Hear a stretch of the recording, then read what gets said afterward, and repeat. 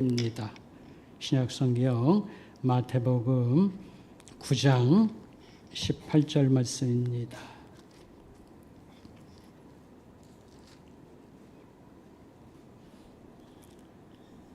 신약성경 14페이지 마태복음 9장 18절입니다.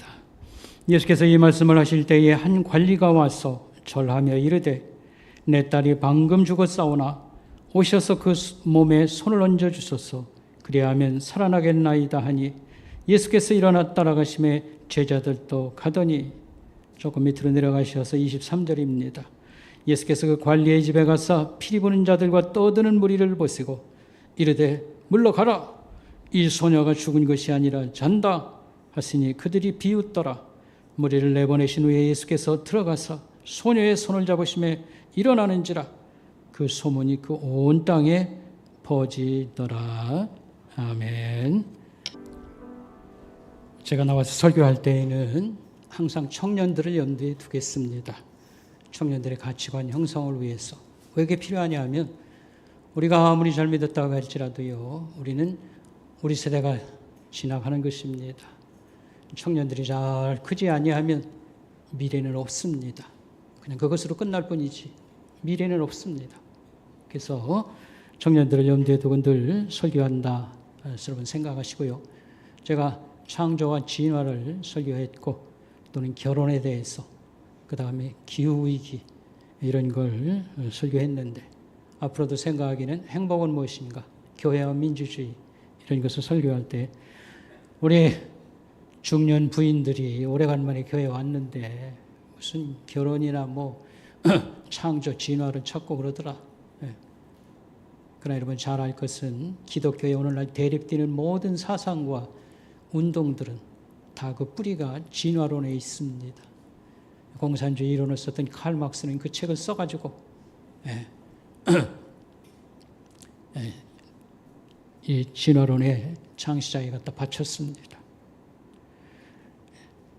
그리고 제가 전한 것은 복음은 무엇인가, 그다음 부활, 우리 시대의 죄악들, 예수는 누구신가?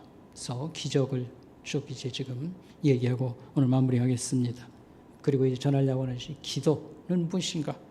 성찬은 무엇인가? 안식일은 무엇인가? 이런 것들입니다. 특별히 이제 성경을 되도록이면 압축을 해서 요약. 왜냐하면 제가 설교하는 시간이 많지 않기 때문에 하려고 하는데 10가지 뭐 예수님 기적하면 10가지 다 설명하는 게 아니고 4-5차례에 걸쳐서 압축을 한다든지 핵심을 전한다고 하는 것은 기도가 뭐냐? 기도라는 게 이렇게 몇 마디 몇 번 설교해가지고 이게 가르칠 내용이 아닙니다. 오랜 그저 성경 공부라든지 이런 것을 중심해서 요약을 그래도 나름대로 하도록 하겠습니다. 그래서 여러분들은 담임 목사에게 은혜를 받고 또 원로 목사에게 은혜를 받고 늘 그렇게 했으면 좋겠습니다. 마태는 예수님을 소개할 때에 하나님 나라의 왕으로 소개하기를 원했습니다. 그래서 마태복음은 예수가 왕이다 라고 하는 것이 주제입니다. 예수님이 왕이신 증거는 예수님의 다스림, 통치를 가지고 얘기를 하고 있습니다. 그래서 10가지 기적을 얘기하고 있는데 내용은 간추리면 이런 것입니다. 자연 만물을 예수님이 다스렸습니다. 병을 다스렸습니다. 그리고 악마들을, 사탄, 마귀, 귀신들을 다스렸습니다. 그 다음에 죄를 다스렸습니다. 그 다음에 오늘 생각하는 죽음을 다스리는 얘기가 이런 것이 되겠습니다. 죽은 자를 살린 사건, 오늘 그 내용이 되겠습니다. 예수님은 3년 공생기간에 3사람 죽은 자를 살렸습니다. 소녀를 살렸고 그 다음에 청년을 살렸고 어른을 살렸습니다. 오늘 얘기는 소녀를 살린 사건입니다. 여러분이 말씀을 들을 때 주목할 게 하나 있습니다. 이런 일을 할 때 예수님은 사람을 어떻게 대하셨는가라고 하는 것을 주목을 해 보시길 바라겠습니다. 오늘날 예수님에게 한 관리가 찾아왔습니다. 마태복음은 아주 이것을 간단하게 설명했습니다만 마가복음에는 5장에 길게 설명을 했습니다. 이 관리가 회당장이라고 했습니다. 회당장은 회당에서 예배를 주관하는 설교한다 그 뜻은 아니고 예배를 주관하는 높은 사람이었습니다. 이스라엘은 종교사회이기 때문에 회당장은 높은 사람이었습니다. 근데 이 사람이 예수님을 찾아와서 무릎을 탁 꿇고 큰 절을 했습니다. 그리고 이렇게 말했습니다. 선생님, 제 딸이 방금 죽었습니다. 오셔서 손을 얹어주세요. 그리하면 다시 살아날 것입니다. 이렇게 말했습니다. 이 회당장이 사는 곳은 가버나움이라고 생각됩니다. 왜냐하면 무대가 가버나움입니다. 그리고 가버나움은 예수님이 갈릴리 사역의 본부가 있던 곳입니다. 그래서 예수님의 기적이라든지 가르침이라든지 이 현장을 직접 목격을 많이 회당장이 했을 것으로 생각됩니다. 그런데 이가 찾아 나와서 자기 딸의 죽음, 방금 죽었는데 좀 도와주세요. 그런 얘기를 하는데 놀라운 게 하나 있습니다. 아직 예수님이 죽은 사람을 살린 사례가 없는데 그 당시 사람들은 이 예수는 죽은 자도 살릴 수 있겠다 이렇게 믿었다고 하는 사실입니다. 오늘 여기 성경에 보니까 지금 예수님을 찾아 나온 깊은 슬픔에 빠진 한 아버지를 우리가 보고 있습니다. 이 아버지는 다른 사람보다 더 슬퍼하지 않았을까? 우리가 배경 지식을 가지고 한번 설명해 보도록 하겠습니다. 왜 이렇게 슬퍼하고 있을까? 물론 죽었으니까, 딸이 죽었으니까 슬퍼하지. 그러나 이런 걸 또 더 생각하겠습니다. 내 딸을 다 키워가지고 죽였구나. 다 키워가지고 죽였구나. 해서 더 안타까워하지 않았을까라고 하는 것입니다. 그리스 로마 시대, 자꾸 그리스 로마 시대 찾는데 이 성경 예수님과 그 다음에 제자들이 활동하던 시대가 세계적으로 그리스 로마 시대입니다. 그들이 나가 전도한 것이 그리스 로마 세계적으로 진출하는 그런 때라고 보면 좋겠습니다. 그리스 로마 시대의 평균 수명은 더 큰 범위에서 이스라엘을 넘어서 설명하는 겁니다. 평균 수명이 20살에서 25살이었습니다. 그 당시에 기근이 자주 들었고 그 다음에 이 영양이 좀 부족했습니다. 그리고 병이 그렇게 많았습니다. 그렇고 의료 수준이 현대에 되면 아주 그 바닥이었습니다. 그래서 죽는 사람이 많았어요. 아이를 낳으면 날 때 많은 아이들이 죽습니다. 그리고 이 땅에 태어났던 살아남은 아이들도 10살이 되기 전에 절반이 죽습니다. 그런데 오늘 마감해 보니까 이 소녀는 12살이라고 그랬습니다. 다 키워가지고 죽였구나. 아버지가 그런 마음을 갖고도 슬퍼할 수 있겠습니다. 유아 사망률이 높고 자녀 키우기가 얼마나 어려웠는가 예를 한번 들어보면 로마 시대에 크라쿠스 형제라는 사람들이 있습니다. 굉장히 유명하고 중요한 사람입니다. 크라쿠스 형제. 근데 그 어머니가 이름이 누구냐면 코르넬리아라고 하는 어머니입니다. 코르넬리아. 로마의 신사임당이라고 일컬을 만큼 아주 훌륭한 사람입니다. 이 사람은 자식을 12를 낳았는데 9명을 죽이고 셋을 키웠습니다. 이 코르넬리아가 어떤 사람이냐면 어떤 여성이었냐면 아버지가 스키피오 장군이라는 사람입니다. 길게는 설명하지 않겠습니다. 지금 이태리의 애국가에 지금도 스키피오라는 사람이 거기 등장해요. 이 정도로 유명합니다. 그래서 이 코르넬리아는 아버지가 스키피오 장군이기 때문에 가정적으로도 좀 유복했고 또 의료 혜택도 그 시대에는 좀 누렸지 않았겠는가 그렇게 생각되는데요. 12명 낳아서 9명 죽이고 3사람만 키웠다고 할 정도니까 다른 집이야 말할 거 뭐가 있겠냐 할 정도입니다. 그래서 12살이면 성년식을 합니다. 한 15살 되면 결혼시키는 거예요. 근데 12살 되어서 다 키워가지고 내 딸 죽였구나 할 때 그 아버지가 더 슬프지 않았을까.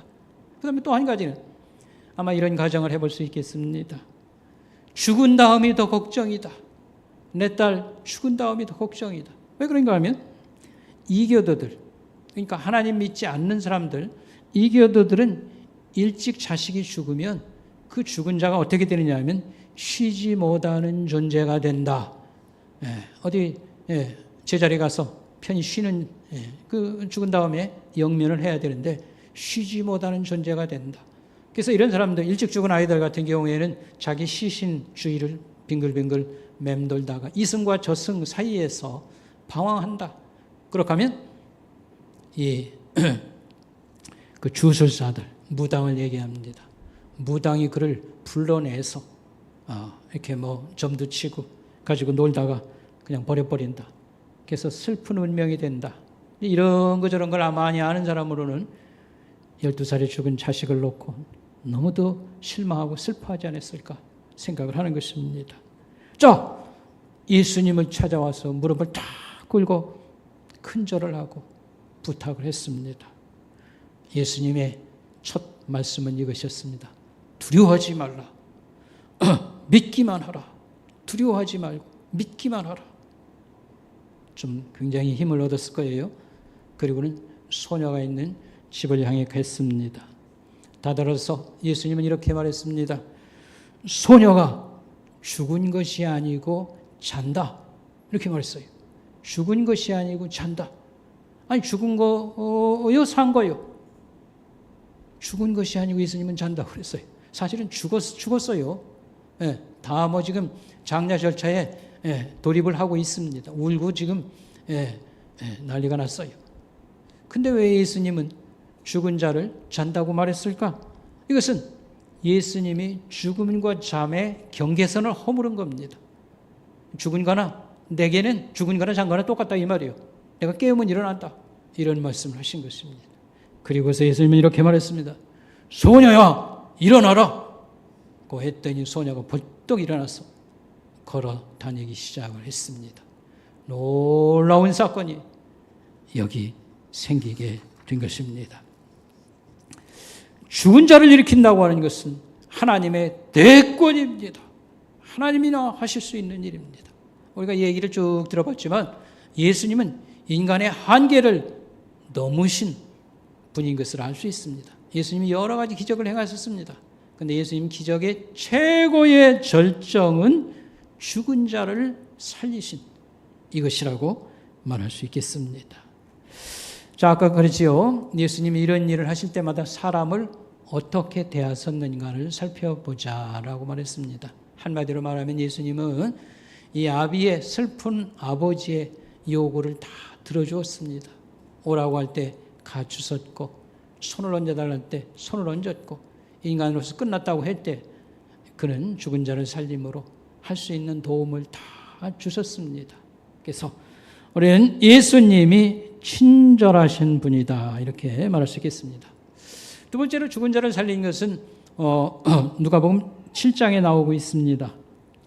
과부의 아들을 예수님이 살려준 사건입니다. 어느 날 나인이라고 하는 성 가까이 예수님이 가셨습니다.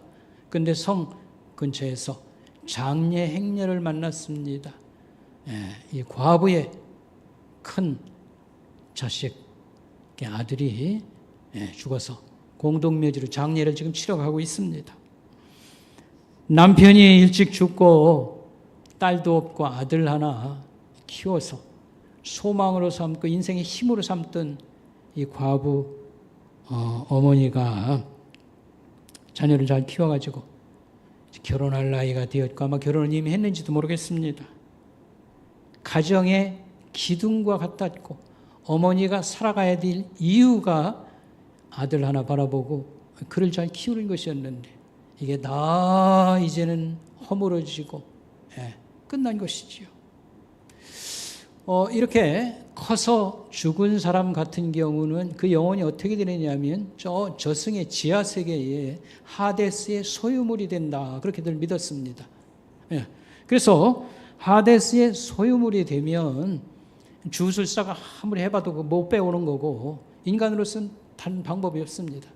이 지하세계의 하데스의 그 왕인 하데스의 소유물이 되면 그를 헤라클레스 같은 이렇게 힘 있는 자가 가서 씨름을 해서 이긴다든지 아니면 요구사항을 다 들어줘야 하나 빼올 수 있는데 그런 일이 인간에게는 가능한 게 아니지요.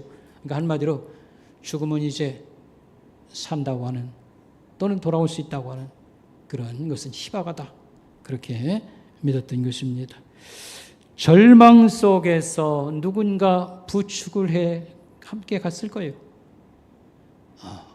그 인간의 모든 희망이 끊어진 이 과부, 이제 공동묘지를 향해서 지금 슬픈 모습으로 아무 힘도 없이 지금 걸어가고 있습니다.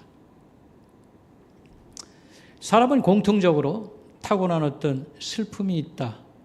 본성적 슬픔이 있다. 이렇게 표현하고 싶습니다. 누구에게나 다 있다. 제가 어렸을 때 기억인데요. 초등학교 한 2학년 때쯤 되지 않았는가 생각이 됩니다. 시골 우리 집 마당에 있는데 장례 행렬이 지나갑니다. 상여를 메고 지나갑니다. 계속 이제 방울을 흔들면서 이제 가면 언제 오나 그러니까 어여 하면서 지나가고 있습니다. 근데 제 기억에 눈물이 확 쏟아지고 핑 돌았습니다. 어린 나이에 왜 눈물이 막 쏟아지고 막 그랬을까? 인간은 죽고 이제 가면 다시는 못 돌아오는 존재. 이런 것이 아마 어린 나이에도 감동이 됐던 것 같습니다. 그런 느낌을 주었던 것. 그러니까 누구에게나 다 근원적 슬픔이라고 하는 것은 우리가 죽음의 운명이다. 타고났다고 하는 그런 것이 아닐까 생각을 하는 것입니다. 주님께서 이 과부를 보시고 딱 하신 말씀은 성경은 이렇게 표현합니다. 불쌍히 여겨서 울지 말라. 예수님은 이렇게 말했습니다. 불쌍히 여겨서 말씀하시기를 울지 말라 라고 표현하고 있습니다. 그런데 다른 성경들이 번역할 때 어떻게 번역했나 보면요. 가엾게 여기셔서 울지 말라고 하셨다. 또 메시지 성경이라고 하는 것은 이렇게 했어요. 가슴이 미어지셨다. 그리고 울지 말라고 말씀하셨다. 가슴이 미어져서 야 울지 말라. 그렇게 표현을 했습니다.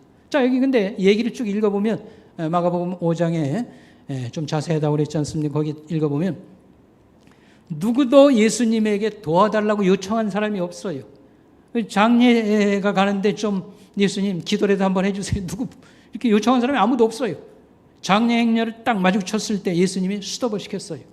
그리고 예수님이 가까이 가셔서 관에다가 손을 대고서 뭐라고 했냐면 청년아 내가 네게 말한다. 일어나라. 그 말할 때 청년이 벌떡 일어나서 말을 하기 시작했다고 말을 했습니다. 여기 성경에 보니까 사람들은 깜짝 놀라고요. 그 다음에 경외심을 품었겠지요. 경이로움에 감탄을 했던 것입니다. 여기 이 사건에 있어서 예수님은 어떤 모습으로 사람을 대했을까? 잘 관찰해 보면 공감을 하셨다라고 말하면 좋겠습니다. 공감이란 뭡니까? 인간의 불행과 슬픔을 가엾게 여기셨다. 그래서 아무 누가 도와달라고도 안 했는데 만나셨을 때 그를 이 불쌍한 과부를 도와주시는 모습을 볼 수 있겠습니다. 세 번째 예수님이 사람을 살린 것은 죽은 나사로를 살린 사건입니다. 나사로는 어른이었죠. 요한복음 11장 나오는 얘기입니다. 설명은 제가 길게 않겠습니다. 왜냐하면 여러분이 그 얘기를 너무나 잘 알고 있고 그 다음에 단골 설교나 아니면 부활절 가까이 되면 늘 설교가 나오거든요. 여러분이 잘 알고 있어요. 근데 거기서 그 얘기 속에서 예수님이 사람을 어떻게 이렇게 만나시고 접촉하시는가 대하셨는가를 보면 눈물을 흘리셨다 이렇게 나와요. 눈물을 흘리셨다. 근데 그걸 옆에 사람들이 보고 이렇게 말했습니다. 예수가 이 사람을 정말 사랑을 많이 했나 봐. 사랑을 많이 했다는 것을 우리가 알겠다. 그렇게 말을 했습니다. 자, 이와 같이 세 사람을 살린 사건, 소생사건이라고 이렇게 부르는 것인데 이걸 통해서 예수님의 부활의 어떤 그림자를 본다. 예수님은 죽음을 다스리고 죽음을 치우신 분입니다.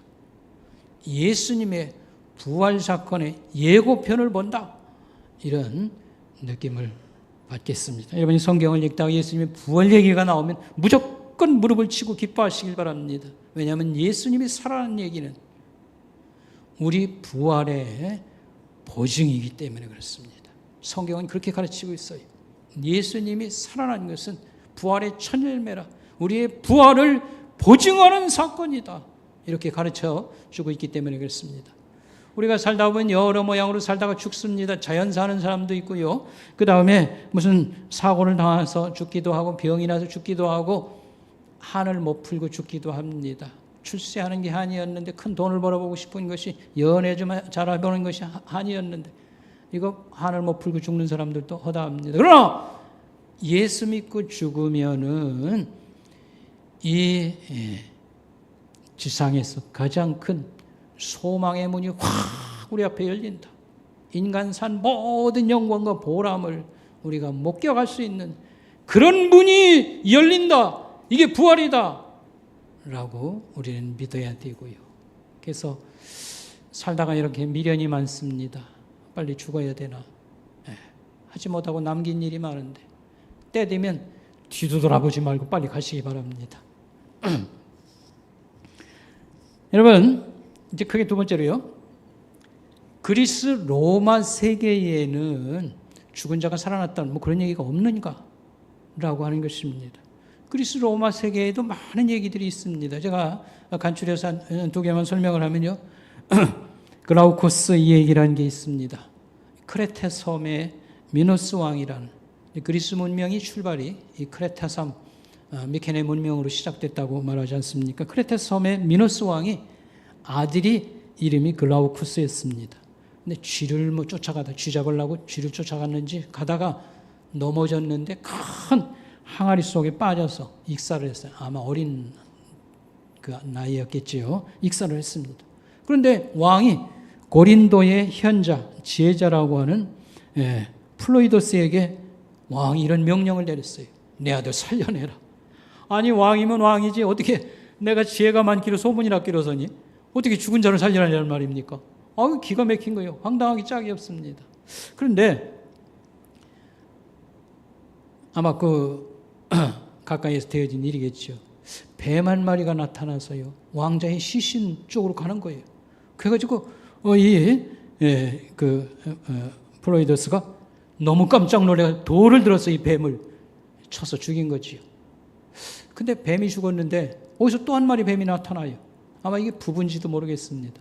그런데 이 뱀이 풀을 몰고 와가지고 이 죽은 뱀 위에다가 올려놓으니까 한참 있다가 살아나는 거예요. 그래서 옳거니 그래서 그 풀을 갖다가 죽은 왕자에게 얹어놨더니 다시 살아났더라. 그래서 아주 영생 불로초 같은 그런 약초가 사람을 살려냈다. 이제 그런 그리스의 얘기가 있습니다. 그 다음에 필리니온 얘기라는 게 있습니다. 마케도니아의 필로니온이라는 이름에 가진 딸이 있었습니다. 그런데 결혼을 시켜놨는데 얼마 있다가 죽은 거예요. 갑자기 이제 죽은 거예요. 장례를 치고 가정묘지에다 묻었습니다. 한 6개월쯤 지나는데 어느 날 어떤 여행자가 이 집에 잠깐 좀 묵을 수 없습니까? 그렇게 하라고 그랬어요. 이름이 마카테스라고 하는 젊은 남성이 이 집에 잠깐 머물다가 이제 가게 되었습니다. 자, 그런데 매일 밤 어떤 여인이 이 여행자에게 찾아와서 밤에 놀다가 가는 거 얘기를 진지하게 하고 뭐 이렇게 하다가 며칠을 그랬어요. 그래서 정이 붙어서 서로 결혼 반지를 교환하는 일까지 생기게 된 것입니다. 근데 이 여인의 정체가 드러났습니다. 죽은 딸 필리니온이라고 하는 게 알려졌습니다. 정체가 드러나자 이들은 더 관계를 오래 지속할 수 없게 됐습니다. 근데 죽은 필리온이 가면서 이런 말을 했습니다. 자신이 여기 살아 돌아온 것은 신의 뜻이었다. 그러니까 자기들이 믿는 신이 허락을 하데스가 허락을 했다고 하는 그런 뜻이고요. 나는 정해진 하데스로 돌아가야 된다. 이렇게 말했습니다. 이 말은 뭐냐면 죽은 자는 반드시 지하세계로 돌아가는 것이 운명이다. 이 얘기입니다. 그래서 고대인들은 혹 깨어나 살아났다는 사람이 있긴 하지만 누구나 죽으면 다 저승의 지하세계에 가는 게 피연이다. 그렇게 믿었다고 하는 것입니다. 그러나 이 주술사들, 이 무당들, 주술사들은 마법을 가지고 사람을 불러내가지고 뭐 구슬하고 예언도 하고 뭐 이렇게 했습니다. 근데 그 대상자가 누구였냐면은 이들은 쉬지 못하는 영혼들이라 그렇게 했습니다. 쉬지 못하는 영혼은 뭐냐면 일찍 죽은 아이라든지 그 다음에 큰 사고를 당하고 죽은 사람이라든지 또는 죽었는데 장례식도 못 치른 사람들을 무당이 불러내서 이렇게 가지고 놀다가 버린다. 그렇게 했던 것입니다. 여기서 이 기독교가 이제 예수님의 제자들에 의해서 퍼져 나가지 않습니까? 그래서 바울이 터키로 가고 그리스에 가고 로마까지 가고 그러지 않습니까? 그래서 세상에 복음을 전한다는 것은 그리스 로마 세계로 가는 것입니다. 근데 그리스 로마 세계 사람들은 그러면 신을 안 믿었냐? 무지무지하게 많이 믿었어요. 다 신교를 믿었습니다. 근데 새로운 기독교가 왔을 때에 차이점이 뭔가가 궁금했을 겁니다. 차이점. 그리스 로마 세계에는 죽은 자를 살렸다는 얘기가 없는가? 지금 들어본 것 마냥 예수님이 죽은 자 살린 것은 드라마틱하고요. 대단했습니다만 허접한 얘기 같지만 거기도 있긴 있어요. 네. 그런데 그리스 로마 사람들이 기독교를 전파받은 다음에 처음 들어보는 얘기가 있어요. 처음 들어보는 얘기. 그게 뭐냐 하면 신들의 얘기였습니다. 그들이 믿었던 로마의 그리스의 신들은 인간의 고통에 대해서 무관심했어요. 인간을 존중하지 않았습니다. 그 다음에 때때로 인간을 조롱하고 막 이렇게 했어요. 인간을 돕는 신 얘기가 없는 건 아닌데 인간을 가엽게 여겨서 뭐 이렇게 자비의 마음으로 돕고 이런 것은 그 세계에는 없다 이 말입니다. 그러나 예수님은 신성이 있다고 그랬지. 하나님의 아들 신성 하나님과 같은 바로 그분은 인간의 아픔에 공감하고 가엽게 여기는 그런 마음을 가졌다고 하는 게 생전 처음 들어보는 거예요. 네. 그래서 기적을 통해서 사람을 도와주고 위로했다는 얘기 처음 들어본다고 이렇게 생각했던 것입니다. 지난번에도 한번 설명했습니다만 그리스 로마 세계에 없는 것 두 가지가 있어요. 없는 것 두 가지. 그들이 신을 믿지만 없는 것 두 가지. 그게 뭐냐면 하나님이라고 하는 개념이 없어요. 이 하나님이라는 개념은 뭐냐면 이 우주와 이 지구 땅덩어리 이 우주 하늘 천체를 비롯해서 너무 거창해서 이걸 다 다스릴 수 있는 한 사람 그런 능력자는 없다는 겁니다. 많은 신들이 있어가지고 서로 협업을 해가지고 이 질서를 유지하고 이렇게 한다는 거예요. 그래서 절대자, 전지전능하시고 모든 창조자가 되시고 영원하신 이런 개념이 그들에게는 전혀 없었다고 하는 두 번째, 인간을 열렬히 사랑하는 신의 얘기가 없는 것입니다. 신은 오히려 인간을 상대로 뭐 이쁜 여자 있으면 잡아가고 아주 미워하고 뭐 별짓을 다 하고요. 도덕적으로 저래서 되나 할 정도로 이렇게 문제를 일으키는 것이지 인간을 열렬히 사랑했다고 하는 여기서 열렬히 사랑은 무슨 연애 얘기가 아니고 러브 스토리가 아니고 불쌍히 여기시고 가엽게 여기는 그런 신의 얘기는 처음 들어보는 그러니까 이게 바로 복음 전파의 중요한 그런 동력 중에 하나였다고 하는 것입니다. 레리 허터스라고 하는 사람은 미국의 신학자인데 레리 허타도라고 하는 신학자는 미국의 그 신학자인데 바로 이 처음 교회 형성기 이때에 연구를 많이 해서 권위자입니다. 허타도가 이런 말을 했습니다. 이교도 문헌에는 신이 이교도 신들 중에도 자비하다 또는 관대하다 이런 신들이 있긴 있는데 신이 인간을 사랑한다는 개념은 이교도의 문헌 속에는 전혀 찾아볼 수가 없다 라고 이렇게 말을 했던 것입니다. 그래서 예수님이 행한 10가지 기적 얘기를 쭉 이렇게 해왔는데 오늘 제목처럼 남겨놓은 한 가지 큰 기적이 있습니다. 그게 뭐냐면 뭘 같아요? 사랑의 기적인데 그게 뭡니까? 십자가의 예수님의 죽으심 얘기입니다. 예수님은 신성을 가졌다고 했습니다. 다시 말하면 신이 인간을 위해서 사랑해서 죽은 게 바로 이 십자가 사건 얘기입니다. 여러분이 요한복음 3장 16절 말씀을 잘 압니다. 여러분 잘 알고 있죠? 한번 암송해 볼까요? 시작. 하나님이 세상을 이처럼 사랑하사 독생자를 주셨으니 이는 저를 믿는 자마다 멸망치 않고 영생을 얻게 하려 함이라. 여러분 잘 알고 있죠? 네. 근데 여기서 우리가 조금 생각해 볼 게 있습니다. 이 십자가 얘기는 우리가 받아들이기엔 너무 큰 얘기예요. 그래서 사실 우리가 논리적으로 이해가 잘 안 돼요. 아니 왜 나를 위해서 죽었대? 내가 뭐 어째서? 이 얘기가 이해가 잘 안 되는 게 많이 있어요. 그 다음에 따라라라 어려서부터 외워가지고요. 잘 암송해요. 근데 암송할 때에 아무 느낌도 없어요. 뭐 찌르는 것도 아니고 마음이 따뜻해지는 것도 아니고 이게 문제예요. 어떻게 하면 이 하나님의 사랑 얘기가 우리가 이것을 얘기할 때에 따뜻한 느낌이 있다든지 뭐 이러야 된 가슴이 푸근하다든지 그런 거 아닙니까? 느낌으로 다가올 수 있는가? 어떻게 하면 사실 우리에게 문제가 있어요. 우리의 마비된 이 감성이 감각이 살아날 수 있는가라고 하는 말씀입니다. 여러분 우리가 교리를 암송합니다.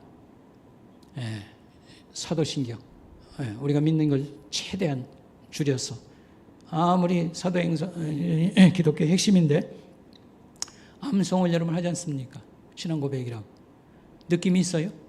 아무 느낌도 없어요.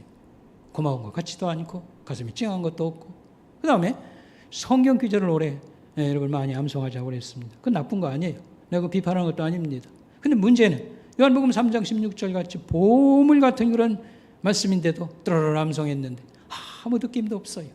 아무 감동도 주지 못합니다. 왜 이럴까? 라고 하는 것입니다. 비유하자면 우리가 암송한 성경 구절과 신앙 고백은 어떤 장면을 사진으로 찍은 거예요. 사진으로.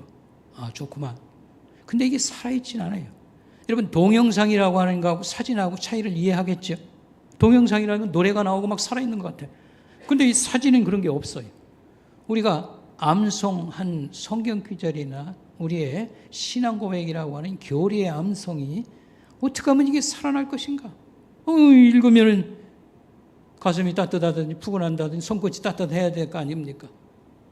여러분 두 가지를 제안하겠습니다. 첫째 제안은 이것입니다. 우리가 성경을 좀 읽으면서 예수님의 일상생활 속에서 우리에게 얼마나 친절하고 얼마나 참 인간을 존중하는가 귀하게 여기는가 이런 것들을 우리가 좀 이렇게 많이 읽고 묵상을 해야 되겠습니다. 예수님이 식사하다가 제자들의 발을 씻겨 주셨다. 참 감동적인 것입니다. 예수님을 안다고 하면 그가 내 발을 씻겨 주셨다. 제자들의 발을 굉장히 이건 충격받을 만한 일인 것입니다. 아니 뭐 예수님 발 좀 닦아주면 안 되나? 뭐 똑같은 사람인데 뭐. 이는 예수를 잘 모르는 사람들이 하는 얘기입니다. 제자들 베드로는 펄쩍 뛰었습니다. 선생님 그럴 수는 없습니다. 그냥 이게 윤리적으로 선생과 제자 사이니까 그게 아닙니다. 예수를 이분이 정체를 합니다. 이 사람이 도대체 누군가를 알아가기 시작했을 때 그가 발을 이렇게 닦아준다고 하는 게 굉장한 사건입니다.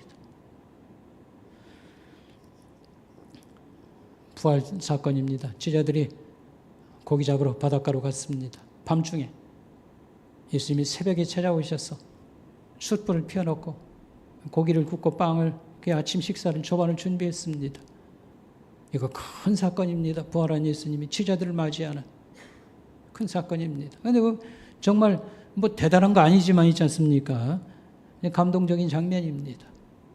뿐만 아니라 예수님이 볼 때 목자 없는 양과 같이 보였다. 그래서 하루 종일 하나님 말씀을 가르치는 겁니다. 사람들이 너무 좋아서 그런지 때가 지났는데도 점심때가 지났는데도 집에 안 가고 그냥 계속 듣고 있어요. 그걸 예수님은 이렇게 표현했어요. 목자 없는 양과 같아서 지도자 없는 교인들 선생님 없는 아이들과 같아서 너무 불쌍해서 계속 하루 종일 말씀을 가르쳐 주셨다. 성경에는 또 예수님이 이렇게 했어요. 상한 갈대를 꺾지 아니하고 꽂아가는 심지를 끄지 아니하시기를 심판 때까지 하신다고 하는 말씀. 이 말씀을 성경은 말했습니다. 이 말이 무엇입니까? 이 말은 이런 것입니다. 예수님이 기적을 얼마나 행했습니까? 그는 승리자 메시아로서의 과시할 만하지 않습니까? 그런데도 얘기하지 마라고 할 정도로 자기를 숨기시고 약자들을 돕는 이것을 활용하시는 그런 모습을 그렇게 표현한 것입니다. 우리가 이걸 잘 생각해 보면 가슴에 푸근함이 있고 손끝에 따뜻함이 있습니다. 이런 스토리텔링을 한 다음에 그 다음에 예수님의 십자가 사건 얘기로 옮아가면 좀 달라질 것입니다. 그가 나를 위해서 목숨을 내놓았다니 달라질 것입니다. 또 한 가지는요. 우리가 나의 일상생활을 하는 속에서 예수님 따라서 하기를 계속 좀 해야 되겠습니다. 예수님을 따라서 해보기. 그러면 나의 굳은 마음, 감각이 다 죽었구만 하는 것들이 좀 회개도 하고 살아나고 그래야 느낌이 오고 우리가 살아나는 그런 것이 된다 이렇게 말할 수 있겠습니다. 올여름은 저희 가정에서는 매우 힘들었습니다. 무더위 때문에 힘든 거 있었습니다만 저희 어머니 봉양한다고 시작을 했는데 아주 최고 어려운 단계에 이제 오게 된 것입니다. 금년 9월 달 되면 어머니 모셔온 지가 이제 만 3년이 됩니다. 이제 그런데 요즘 한두 주는 좀 상태가 나아졌습니다만 한 5개월 정도 전으로 거슬러 올라가면요. 계속 식사를 제대로 하지 못하니까요. 또 먹여 드려야 되고요. 소대변을 계속 받아내야 됐습니다. 그것도 좀 가니까 익숙해져서 그런데 처음에는 아주 난리가 났어요. 너무너무 힘들어가지고. 그렇게 하니까 힘이 바닥이 나서 아이고 더 이상 뭐 할 정도로까지 이제 이렇게 되었습니다. 그동안 우리 부부가 우리 어머니가 평생을 고생한 사람은 없다라고 이렇게 합의를 보고 그 다음에 목사가 목회를 다 마칠 때까지 부담을 하나도 안 주셨습니다. 그래서 우리가 좀 이제 끝나가니까 잘 해보자, 모셔보자. 그렇게 결심을 하고 모셔오고 뭐 했는데 이 정도가 이제 되니까 아이고 힘들어서 그러니까 부모는 평생 모든 것을 다 고생하면서 쓸어 주었는데요. 자기의 인생을 다 주었는데 자식 놈은 그건 뭐 좀 힘들다고 그래가지고 이제는 못하겠습니다.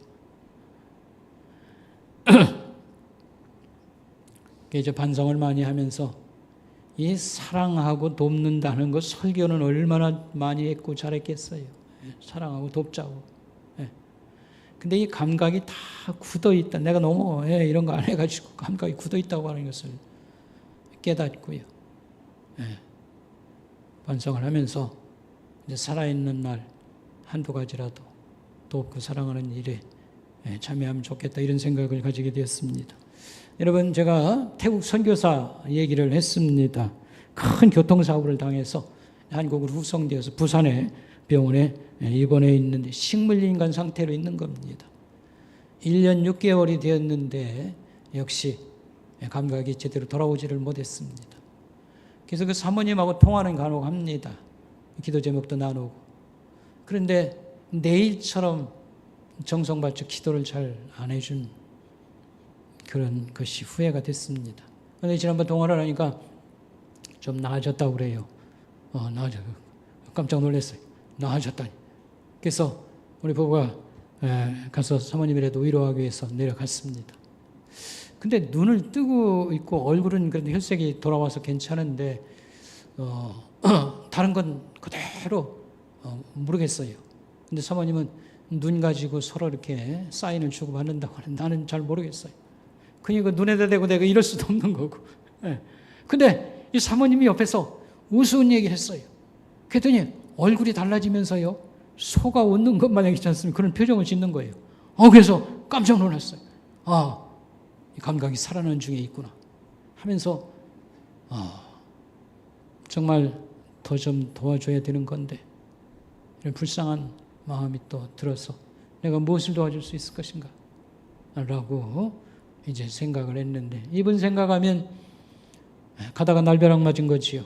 큰 교통사고를 만나가지고 저렇게 되었는데, 성경에 보면 강도 만난 사람 얘기, 그래서 선한 사마리아 사람이라고 도와준 얘기니 크게 자꾸 생각이 나가지고요. 외면을 못하겠습니다. 그래서 이번에도 오면서 뭐가 제일 어려운 점인가 할 때, 그래도 여기 있다가 계속 사모님 왔다 갔다 하려니까요, 치료비가 여기 그 간병비가 한 500만 원씩 들어간다는 거예요. 그거 하고 그 교회를 돌볼 수 있는 사람 문제가 여전히 문제가 된다. 그래서 태국말을 할 수 있는 사역자를 어떻게 하면 보낼 수 있을까? 그걸 좀 연구해 봐야 되겠다. 제가 그러고 왔습니다. 여러분, 예수님의 그 비유 얘기 가운데 선한 사마리아인 얘기, 그거 굉장히 중요한 비유고요. 아주 그거 감동적이지만 그 늘 묵상을 해야 됩니다. 이 얘기 속에서 강도 만나서 다 빼앗기고 죽어가는 사람은 누구인가 할 때에 그건 나입니다. 여러분, 모두가 나입니다. 빼앗아간 자, 속인 자, 강도짓을 한 자, 사탄입니다. 우리에게서 하나님께서 주신 모든 좋은 걸 다 뺏어갔습니다. 젊은 사람들은 그걸 잘 모를 겁니다. 내가 강도 만난 사람이라더니, 그래서 서서히 죽어가는 사람이라느니. 그러나 나이가 들면 알 수 있어요. 건강도 다 이제는 빼앗기고, 돈도 다 빼앗기고, 기댔던 뭣도 다 빼앗기고, 아무것도 기댈 게 없습니다. 그렇다고 자식이 뭐 똑똑해서 뭐 행세를 합니까? 내가 뭐 예수를 잘 믿었습니까? 아니면 무슨 선행을 많이 했습니까? 아무것도 없이 매마주 죽어가는 비참한 인생, 강도 만난 자, 그게 바로 우리의 운명. 근데 돕겠다고 한 사람이 나타났어요. 내가 돕겠다, 계속 책임을 지겠다 한 분이 누굴까요? 예수 그리스도. 참으로 고마운 얘기입니다. 어찌 우리가 예수님을 감사하고 찬양하지 않겠습니까? 우리의 희망과 힘과 영원한 보호자는 예수 그리스도입니다. 그래서 우리는 죽기 내기로 예수를 믿고 따라야 가야겠습니다. 우리의 희망입니다. 아멘. 그래서요, 오늘 말씀을 맺도록 하겠습니다. 이 마태는 마태복음에서 예수님을 왕으로, 천국의 왕으로 소개하고 그의 다스림을 10가지 재앙으로 소개했는데, 마지막 위대한 거 하나를 남겼는데 사랑의 기적입니다. 예수님이 우리 위하여 목숨을, 신이 우리를 사랑하기 위해서 목숨을 바쳤다는. 그래서 이 사랑의 스토리를 우리가 계속 써내려 가야 될 것입니다. 기도하겠습니다. 하나님 아버지, 하나님 감사합니다. 저는 저희들을 사랑하여 주시고, 우리가 이 땅의 삶에 나이가 들면서 우리는 다 강도 만나서 빼앗긴 사람이구나 라고 할 때 예수님이 끝까지 책임을 지고 돕겠다고 나섰으니 너무도 감사합니다. 하나님, 우리가 또한 예수님의 이 사랑을 느끼고 배워서 흘려보내는 자로, 실천하는 자로 살 수 있도록 힘을 주시고, 사랑의 그 풍성함을 우리에게 또 넘치도록 공급하여 주시길 원합니다. 감사를 드리옵고 예수님의 이름으로 간절히 기도하옵나이다. 아멘.